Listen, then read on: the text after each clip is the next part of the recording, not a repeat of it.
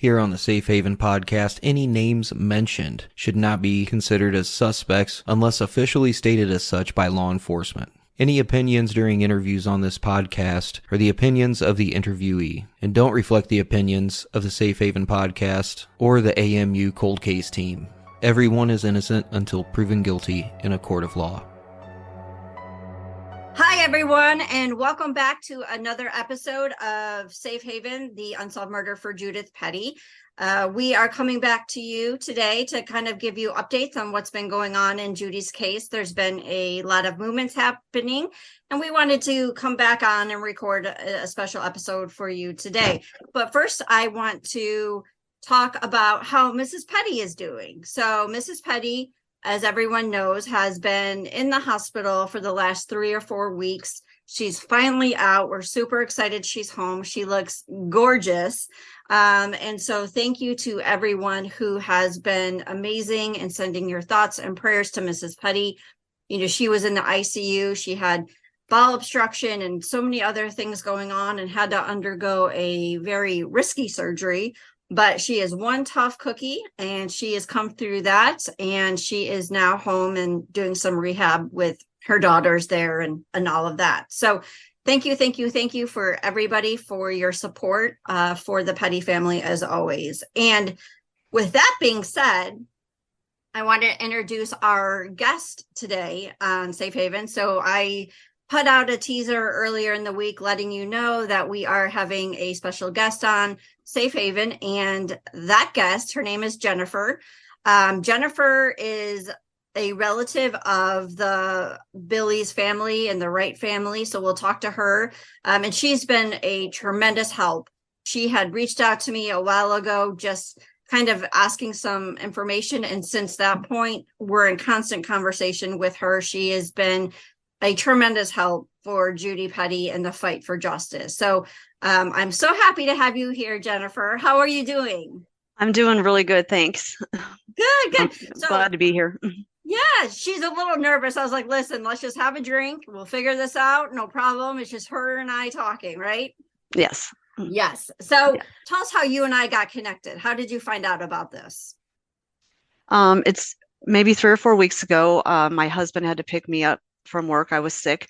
And on the way home, he had told me that his mother, Lisa Schreckengoss, had called him that morning and told him that you all had reached out to her at some point about this investigation about the Petty family and Judith, and how they were wanting to know more about the Wrights and her brother Billy and that sort of thing. I think she was, just generally telling him. She had told my husband that there was a podcast out there, and her husband, Mickey, had listened to the entire thing. And that's kind of how I first found out. So when I went home that day, I looked up the podcast. I started listening a little bit, and then I found the Facebook group page, and I read some comments on there and was actually pretty shocked to see the comments about Bob and Kim Wright.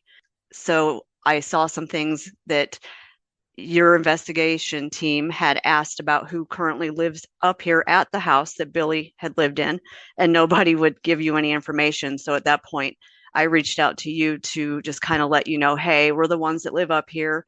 I think it's important that you know that and who we were. Yep, exactly. And so you and your husband, Brandon, right, Yes. live up at Billy's house, Billy Schreckengoss. And for anyone who obviously is familiar with our investigation, Billy Schreckengoss's name has been brought up as a person of interest in this case because of multiple red flags that we've talked about in other episodes, but also Billy himself mentioning to a source about the involvement of Mitchell and Kim and Bob and, himself. So we were trying to figure out who lived at Billy's house, and that is Jennifer and Brandon. So when you became familiar with the case and you started taking a look at it and you reached out and you were so great and just really wanting to be as helpful as possible, did you know Billy or Mitchell or anyone prior to? No, I never met either of them. I started dating Brandon at the end of 2012, and that was in North Carolina. We moved to West Virginia the end of 2013, beginning of 14. I met Kim, Bob in Kansas, and Billy actually died before I had the chance to meet him, and I never did meet Mitchell. So you came into the family, you lived in another state. Brandon also, for listeners to know, did not live in the area in 2008 when Judy was murdered. And I'm going to say murdered because until we can prove otherwise, you have to treat it as a murder. And everything that we've shown so far shows that she was killed and set on fire. So, and Brandon wasn't in that area as well. So he was not around Billy, Mitchell, any of these key people that we're looking at. No, as far as I know, I don't think Brandon saw Billy. I think the last time he may have saw Billy was when his ex-girlfriend was pregnant with their daughter, I believe. Okay. And that was in 2000. She was born in June of 2008. And I think they came up here for some family thing. I'm not really sure, but it was a visit. Yeah. I'm not positive on that, though. Yeah. So when did you all move into Billy's house? What year was that? Billy died, I think. Oh, I'm so bad with dates. Was it 2015? Yeah, you're right. So we moved in. We came in and started cleaning up very shortly after that, maybe weeks after that. And then over a couple of months, we were here cleaning the house, making it livable. And we moved in during that transition. So maybe within a couple of months, because at that point, Lisa and Kim obtained the property and there were legalities they had to go through, to divide things up. Right. And we're going to talk about that later in the episode as to how so for listeners, after Billy died, as we know, the letter that was written, I'm going to say by Kim and not Billy. I don't have proof of that, but everything is telling me that Kim actually wrote that letter, not Billy. The property was given to Kim and to Lisa, and Lisa was given Billy's house and property. Is that right? Yes. So from there, Lisa was like, sure, I'll have my son and his wife move in there. Yes. Okay. So I think the reason for that too is because she wanted somebody in here that she could trust because she obtained the property, and everybody knows a house that doesn't have people in it kind of falls apart, and I don't think she wanted that, so she wanted us here. Which is understandable, right? And that's exactly kind of how the Petty's house was, right? So nobody was living up there, but yet they still tried to maintain it as much as possible. Yes. But I believe that's where activity was happening on their property without them knowing it, because no one was actually living up there, right? So that's a sidebar. So you and I have talked a lot through these weeks and have really had some great conversation and discussions. And so that's what I kind of want to bring out today. And we've talked a lot about this, is that we're looking at the right family specifically, right? We're looking at the right family, having knowledge about what happened to Judy. And I know, because I've talked to you a lot, that this is not easy for you to come out, right? Because this is you're related by marriage, right? You're married to somebody who is part of this family that we're investigating. Yes. So what made you decide to get involved as much as you have and try to help? I don't know, really. I kind of just started. My main goal at first was just to let you know that we are the ones that live here, because I don't have to hide that. I mean, I don't know why people, Kansas or whoever, wouldn't tell you who lived here, because it's pretty common knowledge that we live here. I mean, I work in the community, so I didn't want to appear to be part of that hidden whatever. I just didn't want to be a part of that. I don't have a reason for people not to know that we don't live here. Exactly. And then by talking, I told you when I first moved into this house, I had seen the one poster of Judy across from the gate of their property. I got out one day, I read it, I saw it. It was very haunting to me. So I did a little internet research and found out basically what all I knew happened. And it did haunt me, because we're literally 2 farms over from there. It just kind of always stuck in my brain, like what happened to her? It's so close to where we live now. And I've always had that in the back of my mind. And have you ever been on the Petty property? No. Like I told you, we were last Thanksgiving, we were chasing this stray dog and he kept going up there, and I wanted so bad to go up there and try to find him, but it's private property and I wasn't going to do that. But that's one thing I just wanted to bring up is you rescued a dog that was down at the bottom of their driveway, right? And it's the cutest dog. He is. We talked about there's this spirit kind of intuition. Tell everyone the dog's name. Finn. You sent me a picture of Finn and I was like, oh my goodness, so adorable. He is. I think that's kind of like, if you believe in intuition and things happening for a reason, right? I do. That is so interesting to me that there was a dog right on the property. He was actually on our property the very first time we saw him. My mother-in-law, Lisa, and her husband and my niece and nephew came up for Thanksgiving, and the day that they left, he was on our property.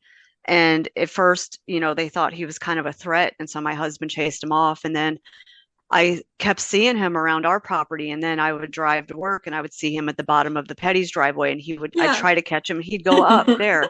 And, it took a month. We found him, we caught him, and now he's ours. So yeah, he's adorable, everyone. He's adorable. And, for me, and then for you for us to get connected this way, as well, I think it's a higher power, right? I think that. I think Judy's like, come together. I do feel that. I do too. And you have been amazing. You and your husband have been amazing and really kind of open to anything that I throw at you, just as ideas. And you and your husband took a 4-wheeler out for me, trying to do the different trails that we've shown on the Facebook, as we're trying to, obviously the terrain is very different from 2008 until now, and things have changed, but you and your husband have been more than willing to help us out because we're not on the ground there. So I really wanted to thank you both for doing that. And really, you all have an interest in helping figure out what happened to Judy, so that you all know if your family, right? Regardless of who it is, it's somehow in this group, and we just need to figure out the pieces of it. To that, it means, why are we not helping, right? Why are we not talking? Why aren't we doing that? So I want to kind of talk about your relationship with Kim in Kansas. So prior to now, how was your relationship with them? Did you see them? Did you go visit them? Was it cordial? What was your relationship with Kim in Kansas prior to our investigation? It was always very cordial, if you want to use that. I mean, Brandon's daughter, prior to us gaining custody in August of 2019, she would come up for visits. We would let her go, play with Kansas's kids and that sort of thing. And occasionally we would go down to Kim's house. Occasionally we would go to Kansas' house. It was never, anything hostile at all. I mean, it was very, it was fine. They always appeared, they were always nice and always gave our daughter Sarah, things like clothing and things like that. So, they were always nice and everything. And so when you reached out to me and we started talking, and you said, listen, me and Brandon live up here. And again, I reassured them, like, nobody from our Safe Haven crew, right, is going to go to Billy's property or do anything in regards to Billy's property. We're just looking to figure out what happened to Judy. And the fact that Jennifer and Brandon are willing to help us is so crucial to the Petty family, right? They're so appreciative. Yeah. As everybody knows, when I was in town investigating, and Kansas and I got into a disagreement, and we showed up at her house and she refused to talk. We found out that Kim was actually in the hospital. She had a stroke, and then she was getting some rehab. And so when I was talking to you, Jennifer, you were like, you know what, I'm going to go visit her because Lisa's trying to get a hold of her. We can't reach her. We want to make sure she's okay. So you picked up flowers, which was so sweet, right? You pick up flowers, you go to visit her because you have a cordial relationship. So no one's heard from her. So everyone's getting worried. So you show up at the hospital, right, to visit her. And tell me how initially, when you saw her, what happened? I went, like you just said, we didn't even know she had been in the hospital for as long as she had. We had just found that out by Lisa letting us know, and Lisa had been trying to get a hold of her. So I figured, hey, she's here. I'm going to go see her. I was going to bring up the investigation to her. That was another thing I wanted to ask. I did kind of struggle with how I was going to do that. So I showed up and I went into the room, and she was there with a nurse, I think. And she was extremely surprised to see me. And it was emotional. I mean, I'm not close to Kim, but it was emotional. We both teared a little bit, and I gave her a hug. And I mean, she seemed genuinely happy to have a visitor. I mean, that's the way she appeared. So initially it was good. And she just kind of took off talking. I asked her, why she had not been in contact with anybody in the family, that her sister had been worried about her. And we're right here, why not reach out to us if she needed something? The first thing she kind of said was, and it took me aback, was that she kind of went, well, oh, I don't know. I've just been so stressed out with this Billy and Mitchell bullshit. And Yeah. I just kind of stopped, and my brain just kind of, turned, and I thought, oh my God, I was supposed to lead with that. And here she did. She led with it. Right. And I didn't really know where to go from that point on as far as conversation went, because it did kind of stop my brain a little bit. So you show up and you're there to, hey, Flowers, check on you, but you're also going to ask about, this investigation, because we've reached out to you. Lisa's talked about it, right? So you're going to ask her. But before you can even get there, and you're just kind of normal conversation, she brings it up. Yeah. Right. Yeah. And then you're kind of like, okay, like it was out of left field for you. It was. Okay. It was. So what did she say after she, said about this Billy and Mitchell bullshit? What was she going with that? She said that, and I kind of just went, well, about that, also that's the other thing I wanted to bring up to you. These investigators have been reaching out to everybody, and, what is all of that about? Like, what's going on, Kim? And she said, I don't remember exactly the wording she said, but she just said something like, why have you been talking to them? And I said, well, yeah, we've talked to them. They're wanting to bring out cadaver dogs to the property and maybe take a look into the pond. And when I said that, she leaned forward a little bit and just went, what? Why cadaver dogs? What are they looking for? And I said, I don't know, anything they could find. They're investigating Judy Petty's death, and they're wanting to find out who did it. And so they're looking at the family and people that have lived out there. And again, I don't remember exactly what I said, but it was toward that. And she just told me she said, don't tell them anything. Don't let them bring cadaver dogs. Don't cooperate. No comment. You don't tell them anything. And at that point, I'm thinking, like, what's the big deal? And tell the listeners too, her physical reaction to that. So you sat there and you said, listen, they're talking about bringing out cadaver dogs. What we are looking at, the reason why we're looking at cadaver dogs is really for Billy's house, right? Because if something happened in Billy's house, cadaver dogs can pick up scents these 16 years later, even if there's been cleaning done, floor changes, it's in the cement. Yeah. Cadaver dogs can pick all of that up. So again, the team is thinking outside the box, right? This is a cold case for a reason. So we have to be creative. So I want you to mention, like, she was sitting in bed, and then what happened? She was in a chair.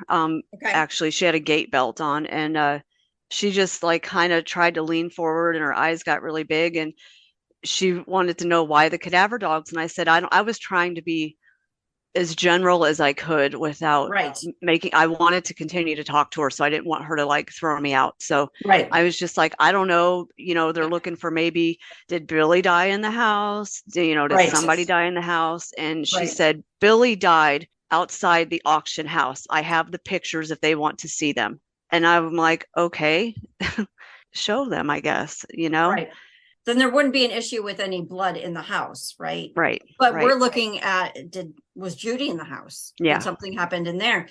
I remember talking to you afterwards, and it was like a noticeable difference in her voice and her whole demeanor. Yeah. She sat up, right? I remember you saying she leaned forward, sat up. Yeah. Yes. And I find it so interesting that she was telling you, don't cooperate, don't talk, no comment. Don't have them. What do you think about that? I thought it was strange because, again, at this point, I'm not even fully sure of everything that's going on. And I just thought it was a strange reaction because, what's the big deal? Again, what's the big deal? Like, if there's apparently, I felt like there was something inside of her mind that was a big deal enough where she kind of just got scared and defensive. And not only that, she even made a comment about, I mean, she went back and forth talking about her health problems that she's been having and the stroke and all of that. She showed me some Mhm. pictures. And then she made a comment about how you guys are trying to kill her. And Yes. I'm sorry. I got a drink on that one, Jennifer. it's not funny, but No, yeah, no, no, I it's laughed funny a that little bit. I'm laughing that she thinks that we're trying to kill her. I mean, And that's crazy. it was so bizarre to me. I mean, I understand she's been sick and everything, but then I start thinking backward. She's been sick for a year. She's telling me she's been sick, that she had to go to Morgantown. And I'm piecing this timeline back to when I believe you guys first came Yes. out here and started the investigation. Yes. Yes. And that's about when she started getting sick. And I'm thinking too, I mean, my mind is spinning at that point in that hospital room. And I'm thinking, did it stress her out? Did it? Yeah. You guys being up here, is that what's really going on? Is that why she's sick? I don't know. But And I think you nailed it on the head, Jennifer. And yes, I mean, I don't want anything to happen to Kim. I'm not trying to kill Kim, but I find it interesting that that is what in her mind she thinks we're doing. And, yeah, you know, when I heard that, I laughed as well, because the thing is that Lisa isn't in the hospital sick. Her No. brother Stephen is not in the hospital sick. So no, the two other siblings who have talked to us and have answered questions are not saying we're trying to kill them by looking at an investigation that supposedly, quote, they know nothing about. yeah, on that note too, I'm going to quickly add Lisa, my mother-in-law, she's like doing the opposite. She's going out there and she's taking like motorcycle lessons. I mean, she's just living her life. Right. And she's not, I mean, she's concerned obviously that, you know, Billy is right now in the spotlight. And I understand that that's her brother. I understand that completely, but she's not stressed out about it, like where she's in fear for herself or anything. Right. You know, this isn't causing that level of stress, right? No. And so, yes, it's stressful, of course, when your family member is being looked at, right? It's not easy, but the best thing you can do is to cooperate. Yeah. And, you know, the thing for Kim is, yes, we started this a year ago. And that is when everything came out that we were looking at that. And if you back it up to what Kim is saying, that's when all of her health started to decline. Mm-hmm. So for me, if you put 2 and 2 together, like you just said, there's a correlation. Yeah. And there should not be a correlation if you know nothing, which they're claiming they know nothing. Yeah. So yeah, so she threw that out there that, you know, we're trying to kill her, and we are not. There was something else that I wanted to mention real quick. She had mentioned about Judy being slow. Did she say that to you? Being slow? Or was that somebody else? Yes. I think Kim had mentioned to somebody that Judy, again, she brought this up to somebody else, and she said, well, you know that Judy was slow, right? That wasn't, I don't think that was me. I don't think it was you either. I think it might have been Lisa. I find that interesting because Judy did not have any cognitive issues. Like, she wasn't slow. Right. So again, I don't know where that's coming from. Yeah, I wouldn't know either. So does that mean that that's why she was killed? Is she slow? I mean, I guess, again, I don't understand where Kim goes with some of her comments, but right. You know, okay, so we're going back. You're sitting there. She tells you not to talk, not to cooperate, to say no comment. And what I found interesting, and you can tell me if this is how you felt, Jennifer, or not, was that it seemed to me like her reasoning for saying that was to protect you and Brandon. Like, she played the, I'm so worried about you all have nothing to do with it. Yes, she did say that. Yeah, tell me about that. She said, again, I don't remember. I have a terrible memory. I will say that, but you're paraphrasing. I mean, she said something like, I think I said, well, we didn't live here. I said, obviously we have nothing to worry about, you know, because we weren't here during that time. And she said, you're right. You guys are innocent in all this. And I'm like, yeah, I know we are. I mean, and I'm like, and it's, you know, I told her that we had gone and did the 4-wheel rides. I think I told her that, maybe I didn't. But she just was just so like, just, I don't know. It just didn't feel normal to me. The whole conversation, it just didn't feel right. It wasn't I mean, I had listened to the podcast. I listened to Kansas and Bob already. I did not understand why at that point, I think when I talked to her, it was so kind of unbelievable to me that it was like everybody's going at great lengths not to talk and making people not talk. And then it just seemed so strange to me. It felt strange to me. Right. Just her whole reaction and just how she just kept saying, don't say anything, no comment, just, you don't have to talk to them. They don't have to come out to your property. You don't have to let them do anything. Don't let them do anything. And I just was like, but what does it matter? It doesn't matter. They can do what they want, And the reason is, and that's what I don't understand is, why would you not want to clear your brother and son? Yes. And that's it. Exactly. To say no comment, right? To put up these defenses, to get this reaction. If you know nothing and do nothing, say, go ahead, go for it. Right? Like, yeah. Like when she said that she had photos to prove to you that Billy committed suicide in the way he died. And I don't think I said it out loud, but I definitely know I was thinking it. Why don't you show them then? Why don't you come forward and just talk to them and show them that if you have something that you want to show them? How did it all kind of wrap up?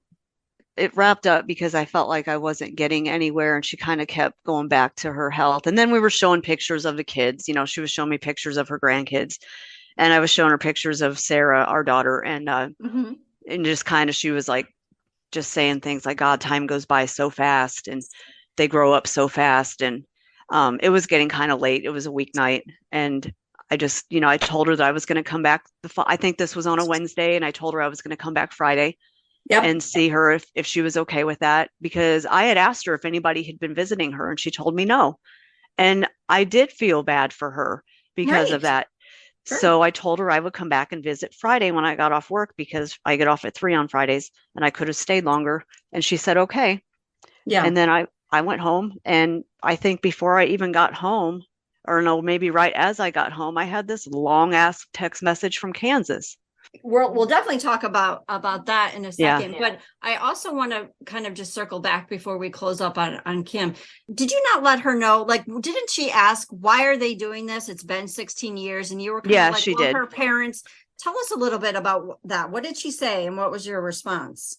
She did say that, like, it's been all these years. Why are they still digging it up? And I said, her parents are very elderly. And I said, they're not doing so well. Physically, they're elderly, they're sick, right, and they want some closure to this before they die. And did she seem to get that, or did she just have a reaction? I don't think she got it. She just kind of was like, not really. I don't even think she was really listening to me. She was just kind of looking off to the side. Yeah. I don't think that she was thinking about that. Or them, right? Because it seems like there's self-protection going on. Yeah, exactly. And that's a point I've brought up to several people, even that I've talked to at my work, and even Brandon, my husband. It's like, you got to really think about these people and what they're going through. Wouldn't you want the same kind of closure? And I think that bothers me a lot. And I've heard it quite a bit in the years. I've had people say, why don't they just let this go? It's been 16 years. Why are they dragging this up? That boils my blood. That's very frustrating for the Petty family to hear that. That is their daughter. That is their sister who was set on fire. Right. Now, 16 years, if that happened to your daughter or your loved one, is there any amount of time that would make it not the right time? No, it would never go away. No, never. And they deserve this. And even if when they do find out, it's still not going to make the pain go away, but at least they'll know what happened. They don't have any idea what was going on in her mind when this was happening to her. And that is a devastating feeling. It is. And the what ifs, Yeah, I've never gone through it as a parent, and I hope I never have to, but I cannot imagine it, because when you become a parent, that's the first thing you think about is protecting your children, no matter how old they get.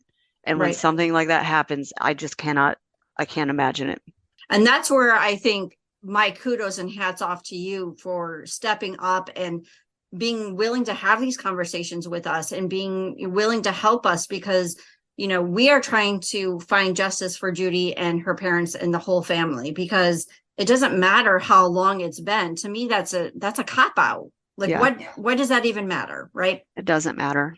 It doesn't matter at all. When you can sit across from Mr. or Mrs. Petty and try to explain this, then try to tell them, well, it's been 16 years. Sorry. Yeah. I welcome anyone to try to do that. Yeah, I I could. would hurt you if you did, but anyway. Yeah. Okay, so you were wrapping it up with Kim. I thought there was something else that I wanted to touch on, but I'll probably remember it later. That's normally what goes on. So you are almost home. You get home, and I kind of said to you, hey, you're probably going to get a message from Kansas, right? You did, and you were right. I was like, Kansas is going to blow you up. And so you get home, and you all of a sudden get what from Kansas? A text message. Okay, and tell us that was all about. It went on for like 2 days, actually. It was, I have it pulled up, actually, right now. She said, my mom's not in the best health. You saw that today. I don't know why I made a point to try to go see her. And then this Judy Petty bullshit, she actually said. She said that her mom isn't going to talk to anyone, and all you did was upset her. First of all, about that, we're family. Why is it so hard to comprehend that family member would go visit a family member in the hospital? I don't understand that. Like, I didn't bring up Judy. She brought it up. I didn't have a chance to. So, Right. and I was going there to check on her and to see if she needed anything. And I offered to help her when she got home if she needed anything. I was there. I told her that. So my intentions were not like Kansas is making it sound. Whatever she said, that whatever we choose to do to leave her mom and herself out of it, we're not talking to these safe haven people. They're just civil investigators, not real cops. You don't have to talk to them. My mom doesn't want the drama or to have anything to do with Lisa. This is crap she doesn't need to deal with. Her health is most important to me. And what can they do to Uncle Bill or Mitchell for that matter? They are both gone. Yeah, so that is a lot to break down because in her text, so first of all, you go and visit. You don't bring up Judy. Kim does. Then, and I don't know if we've gotten to this part yet, but this visit that you had, Kim was excited to see you. It ended well. She didn't kick you out. No, she hugged me and kissed me. I mean, it was all fine, right? Yeah. How would you describe that visit? A standard hospital visit? Yeah. It was just, it wasn't even that. It was a standard hospital visit based on the fact I haven't seen Kim in probably 2 years. So it was not only that, it was let's come together and, like reunite and try to become a family, or that's how I felt. And it was a very non-aggressive, kind of visit where, Kim was visibly upset during your visit. No, right? Not at all. She was very happy to have a visitor. Even the nurse, when I first got there, I think she was taking her food tray away, even said that, she was going to start crying because it was just such a nice moment between us. Which is so great, right? But then Kansas, tell us what happened. So you leave, you think everything's fine. Kansas calls and she's referring to Judy Petty as bullshit. I'll just put that out there. That she said this Judy Petty bullshit. Yeah. That's something that really bothers me. And she also made a comment in this text message that said, it's a sentence. It says, they don't even truly know how Judy died. I don't know what that means, but it's kind of stuck out. So Kim calls her, Kansas, probably 2 seconds after you leave that room. What happens? She said that her mom called her crying, upset that I came to visit her and I was talking about the Judy Petty stuff, and she was very upset. I'm just like, what? She was not upset when I left there. So for me, looking at this, you have a very normal conversation in a hospital with somebody who there was nothing that would indicate that she was upset, distressed, nothing. Nope. You leave, and the first thing Kim does is call her daughter Kansas and is hysterical. Hysterical. She's crying. She's so upset about this visit, about Judy Petty, that Kansas herself said she needed to calm her mother down for an hour and a half. An hour. So it didn't even take me an hour to get home, first of all.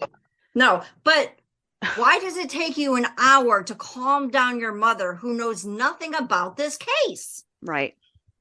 This is what I'm talking about. Yes. That makes zero sense to me. None of it makes sense to me. No. So that just proves that they're hiding something. If you know nothing and you know your family didn't do anything, a normal standard hospital visit that there was no aggression, no questioning, no nothing, upsets you to the point you have to call your daughter and your daughter needs to calm you down for an hour? Yeah. What is that about? I think it's bullshit because I think, honestly, this is just what I think. I think maybe Kim did call. Obviously, Kim called her, but Yes. maybe it wasn't that she called upset. Maybe she just called and said, "Hey, you'll never believe who just came to visit me." And Kansas got upset. Yeah. Maybe. It's hard I to, don't know. It's hard to tell. It's hard to tell because also Kim won't talk, right? And she's Yeah, she telling you won't. not to talk. Yes. So I can see her getting very emotional about this because I think she's hiding. Yeah. And Kansas is trying to hide her.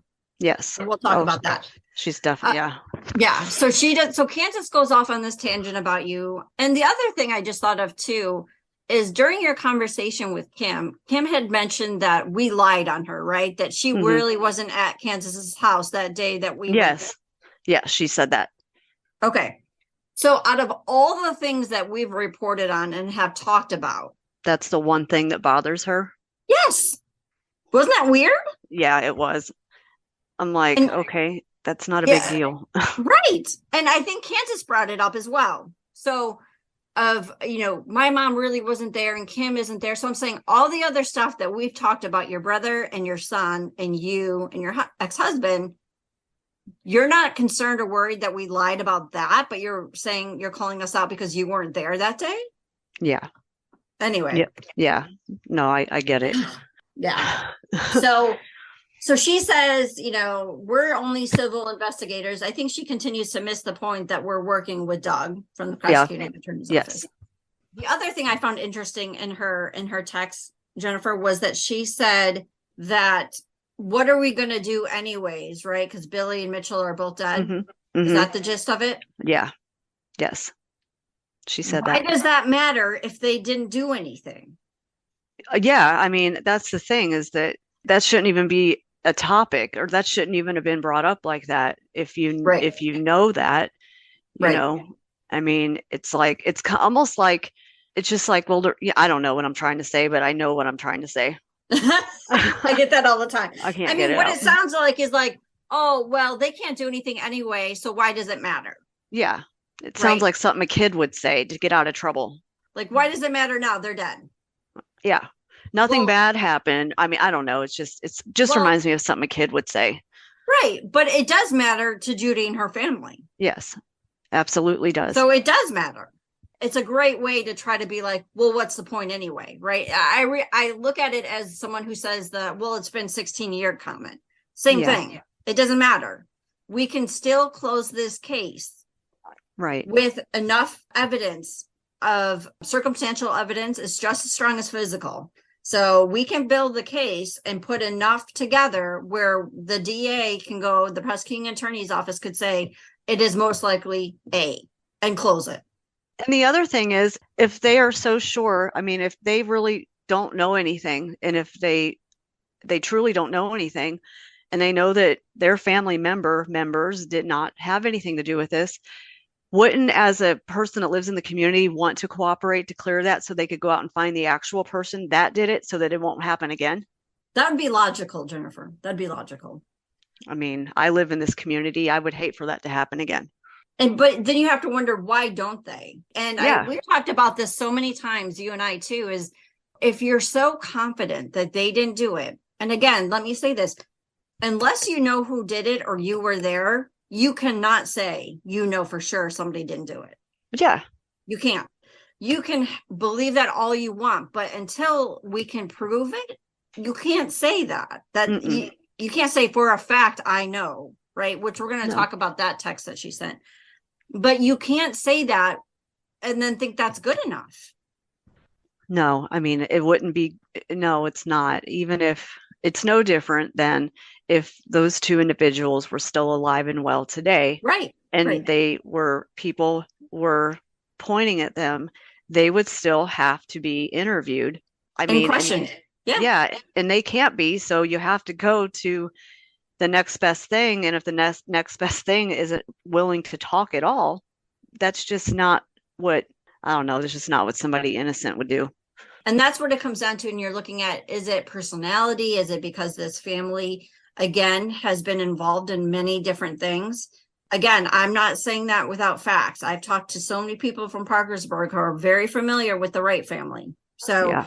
they have done things that are illegal. Yeah, It's they just have. what it is. I know So that. I'm not trying to sugarcoat it or make it sound, worse than it is.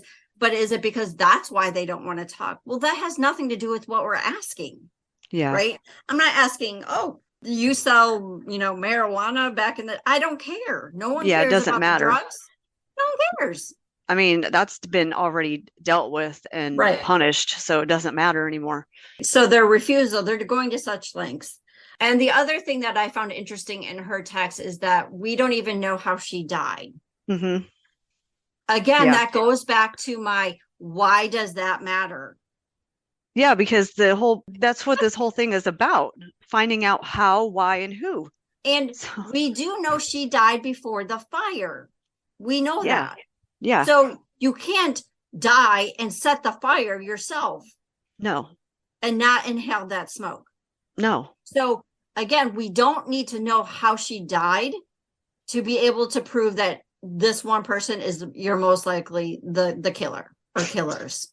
And that's really, I'm thankful for, is that we do have her liver and that we do have those levels to show that she was dead before the fire. And again, Judy hated the cellar.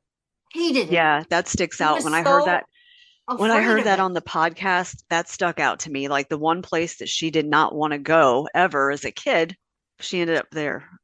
And how horrible is that? To die in the one place and set on fire that you were afraid of. I know. I think about that all the time, actually, and it sends chills on my, oh God, I hate that. It's horrible. And this is why we need to figure out what happened to her. She did mention in here that you guys are just trying to find a scapegoat and solve the case. I don't even understand that, because what is it? I mean, why what are you going to gain from that? Yeah, so let's talk about that. So what do you think about that, Jennifer? Given you're part of this family too, in the sense of related, you're married into, do you think we're trying to find a scapegoat? No, not at all. There's no point in it. I mean, you don't want to accuse somebody that is innocent.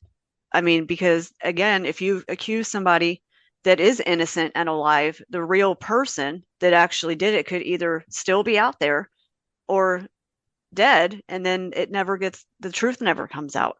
And I would say in response to that is, we have shown that we're not interested in scapegoating, because if we were, we would still be looking at Chris Cutright. Right. Chris Cutright was the number one guy going into this for 15 years. We have moved him down. We've cleared him. He's cooperated. He sat with us for over 2 hours. Yeah. He took us out that's cooperation, Kim, in Kansas, right there. Yeah. Yep. So if we wanted to do a scapegoat, we would still be focused on Chris Cutright. And Mrs. Petty has said to us numerous times, I don't want the wrong person. Yeah. I want the right person. I don't ever want to accuse somebody who didn't do it. Right. So interesting, Kansas. Again, and we're just trying to figure it out. But apparently, they're trying to go to all lengths to try to discredit us and what we're doing. I think it's funny that she said, I don't care what you guys do with those people. We are having nothing to do with them. I know for a fact my brother did not have anything to do with it. And I don't believe Bill did either. So that is just, I don't know. I look at a lot. I'm not good at like reading text or anything and taking the emotional part of it, but that just seems to be an odd statement to me. It does. And I'm so glad you just mentioned that, because if you break down what she said, she is confident that Mitchell did not do it. But not so much. But not so much Billy. She says, I believe, right? Mm-hmm. So why are you so confident that Mitchell didn't do it, but you're not as confident that Billy didn't do it? That's like, it's kind of like as a form of admittance to something. Yeah. To me. Right. but not going all the way. But Mhm. again, she can't be confident that Mitchell didn't do it I unless she know. knows who did. Exactly. So that really stood out to me too. Her language in that shows me that she knows. She knows something. Yep. And I'm going to just say, I truly don't believe that Kansas had anything to do with, like I actually, agree. but I think she knows what happened and she is doing the best she can to protect her family. And I think there's a reason for that. And if I'm going to just kind of speculate, again, this is just Melissa's thoughts, nobody else's. I think that Kansas is protecting Kim because she knows exactly what happened. Kim's using Kansas for her defense, right? Mhm. But Kansas has mentioned that, when Kim dies or whatnot, she's Mhm. going to get whatever Kim has, whatever Mhm. that is. I think that Kansas is well aware that if Kim goes to jail or gets in trouble or something like that, that all of Kansas's stuff gets taken away. Mhm. And I think that this family is very greedy. When I'm talking family, I mean Kim, Bob, Oh, Kansas. they are. I've seen it with my own eyes. Yes. Okay, so I'm not lying on that. No. Okay, so No. I think this is all about what's in it for me, Mhm. what I can gain, and what I don't want to lose. Mhm. And I think that we're hitting it on the head. When Kansas is protecting Kim, it's because she's protecting what she is going to get. Yeah. Because And everything I'd heard from Kansas or from about Kim, she was not mother of the year. yeah, And I don't. she Yeah, I treated don't her know. kids like shit, according to multiple people.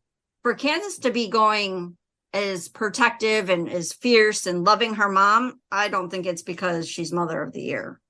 Yeah, I don't know. I don't That's know. my 2 cents. And that That's could my be. own opinion. I mean, Yeah. that's one thing I can't give an opinion on because I didn't come into the picture until Kansas was an adult. So I don't Yeah. know. They always seemed there was all every time I've been around them, like I said, they were always very friendly. They were always nice. They were always giving. It just always seemed an odd, like a just odd element there. Like especially when Bob was around. There's just something very strange about their family interaction and their like weird, I don't know, just some of the strange stuff that they've said. Yeah. So, but anyway. Yeah. And I agree. And when I've talked to people, again, this isn't, me just kind of going off a whim. I've talked to people who witnessed firsthand how Kim parented, right? So, Yeah. I mean, of course, Jennifer can't talk to it. She wasn't around. She doesn't know that. I can say that because I've talked to many people who witnessed it and saw it. I mean, I had people telling me that Kim had Mitchell selling weed at middle school when Bob was in prison. Yeah. I've What? heard similar things actually. Yeah. Yeah. So what parent is like, hey, go do my drug money for me, right? While your dad's Yeah. in prison. I mean, anyways. So I think the relationship is all this whole relationship between them all is protect your ass, right? And Yeah. what am I going to get out of it? Yep. Yeah, that's very typical with some families. I actually come from a family that's a lot like that. So, Yeah. yeah. But I do believe that even at some level, if they really didn't know anything, I think that I have to believe that this particular family that we're talking about, Bob, Kim, Kansas, would actually talk because they Mhm. really don't know anything. Yeah. And they really would be like, screw you, let's answer your questions. Right? Like, I feel like they would talk because they talk. They just don't want to talk about this. Right. I mean, it would be so much easier just to talk if there's nothing happening, if nothing's happened, just to talk, get it Right. done, move on with your life instead of keeping it going the way it has. It just doesn't make sense. No. Kansas had said too, right? We're civil investigators. She doesn't trust us. She thinks I'm a rude person. She won't let Kim talk to me. And so we said, okay, great. We'll have you talk to Doug. Yeah. Because then what's your reason then? And so what we ended up doing was I talked to Doug and I said, listen, Kansas doesn't think that we're anything. We're civil investigators, and really there isn't much we can do because we're not cops. And she continues to, I guess, miss the point where we're working with you. So can you swing by our house and talk to her? So Doug was like, yeah, sure. So Doug swings by Kansas' house. He goes there twice, leaves a card. He calls her. Kansas calls back. And she goes on a long rant about how much she doesn't like me and like us and the whole recording that we released and yada, yada, yada. And so he's just listening, like, okay. So he's like, listen, why don't you just come in and talk, right? Let me talk to you. Let me talk to your mom, all of that. And Kansas kept, weighing back and forth. But what I found really interesting is that she wouldn't commit to talking to Doug without talking to Kim first. So she said to him, well, maybe I can talk tonight or the next day, but I have to talk to my mom first. Again, right? Everyone following along. Why do you need to talk to your mom if you absolutely know nothing? Your family wasn't involved. Why do we have to talk to mom first? Right, exactly. No reason Can you for that. not go to the bathroom without talking to your mom first? Right. I mean, what is that about? I think I know what that's about, but Yeah. Well, I think you can put two and two together, yeah, right? Yeah. It's so stupid.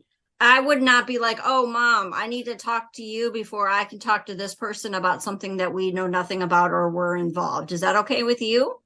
Exactly right. That's so silly to me, It which is. just shows that they know something.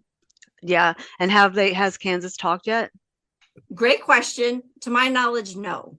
Okay. So what she did was she said, well, I'll call you back, tonight to talk or tomorrow and talk. And Doug said, okay, great.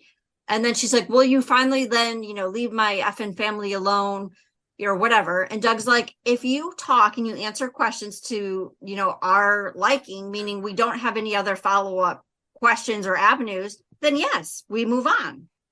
And she said, okay. And then she mentioned about Kim and said that she was still in the hospital.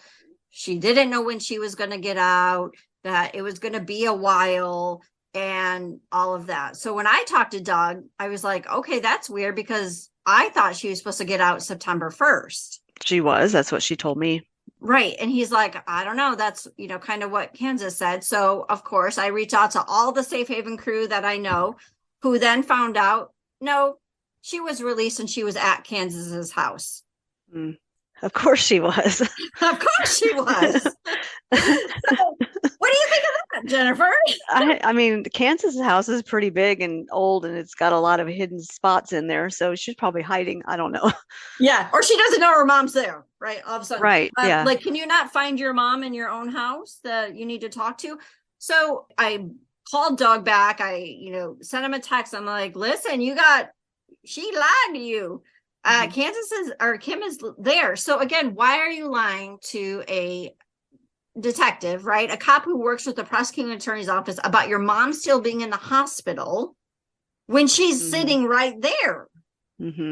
And I actually, did I mention this to you? I think I did. Maybe. I actually called the hospital.